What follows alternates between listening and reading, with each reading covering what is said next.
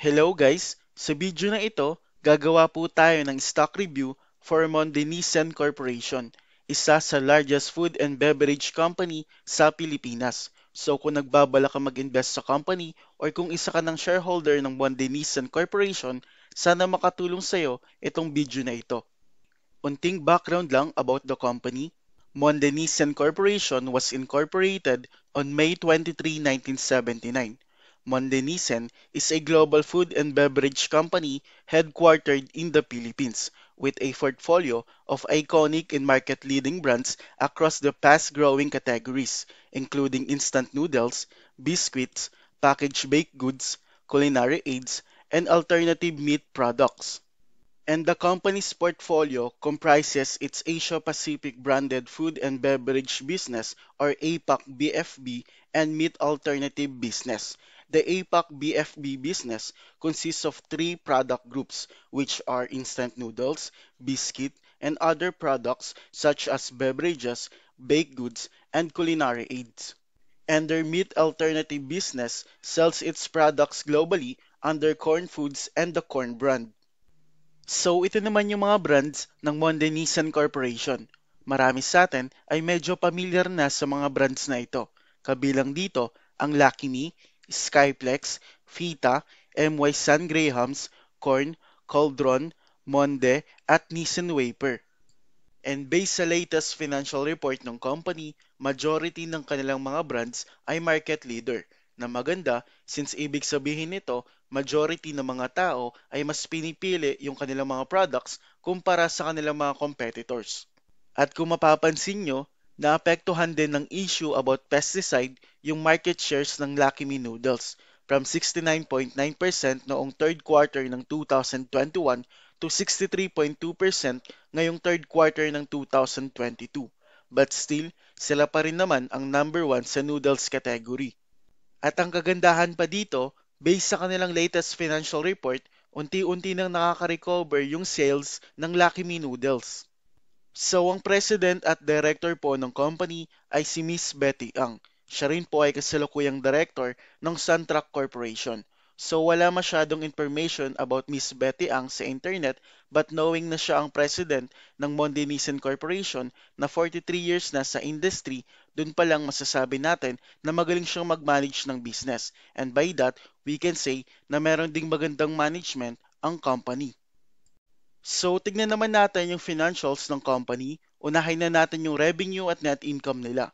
So, from 2018 to their latest trailing 12 months, consistent namang tumaas yung revenue ng company.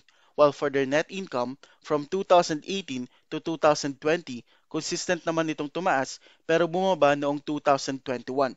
But based sa kanilang latest trailing 12 months, nakarecover na yung net income ng company. So for the revenue, meron silang 3.5% na 5-year average growth while 20.77% for their net income. So para naman sa balance sheet ng company, kung mapapansin natin, from 2018 to third quarter ng 2022, consistent namang tumaas yung equity ng company, meaning they are invested more. Now for me, is super good. At para malaman natin kung meron bang strong financials ang company at kung kaya ba nilang bayaran yung kanilang short-term debt, kunin natin yung kanilang current ratio. Para makuha yon, kailangan lang nating i-divide yung current assets sa current liabilities. So yung current ratio ng company ay 2.11.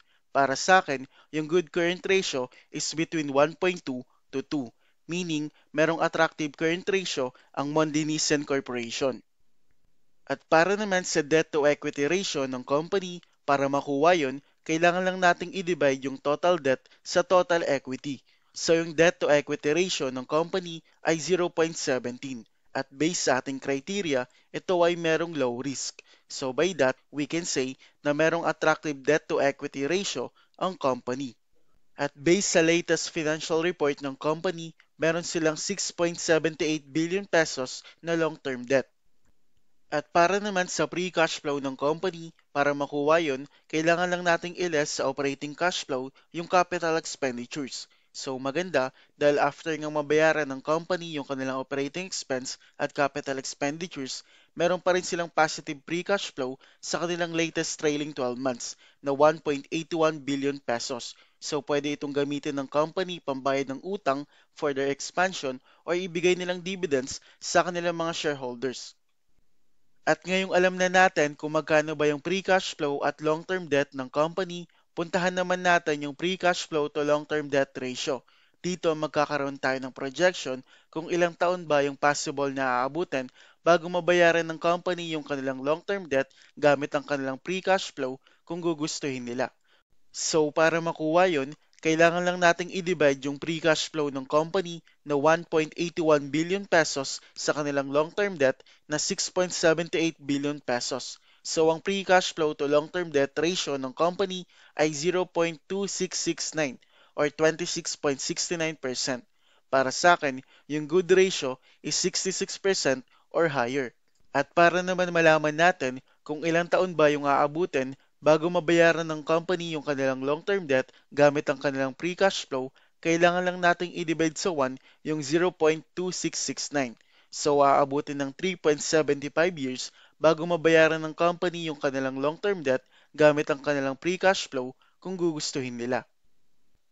So yung current EPS or earnings per share ng company ay 0.364, while yung kanilang PE ratio ay 26.94, meaning we are paying 26.94 pesos to earn 1 peso. Na for me, hindi na ganun ka-attractive since lagpas na siya sa maximum PE ratio na gusto natin, which is 15.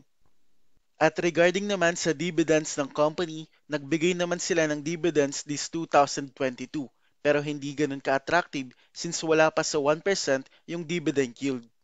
At para naman sa moat ng company, they have strong brand moat since majority ng kanilang mga products ay kilalang kilala sa Pilipinas at sa iba pang mga bansa like Lucky Me Pancit Canton at Skyflakes. At para naman sa intrinsic value ng company, ang ating computed intrinsic value for Monde Nissan Corporation ay 15.12 pesos. Using the margin of safety na 30%, ang ating buy below price ay 10.58 pesos. So pwede rin kayong gumamit ng mas mababang margin of safety like 20 or 25%. Nakadepende na lamang yon sa investing strategy nyo. So overall, Mondenisan Corporation have great financials and strong competitive advantage. Medyo mataas nga lang yung PE ratio ng company but I think that is okay pagdating sa food and beverage industry. So ayun lamang guys ang ating stock review for Mondenisan Corporation. Sana nakatulong sa inyo itong video na ito. Kung nakatulong man, please don't forget to like this video at kung bago ka naman sa ating channel, please subscribe and hit the bell button para updated ka sa mga future videos na ipopost natin. Maraming salamat po.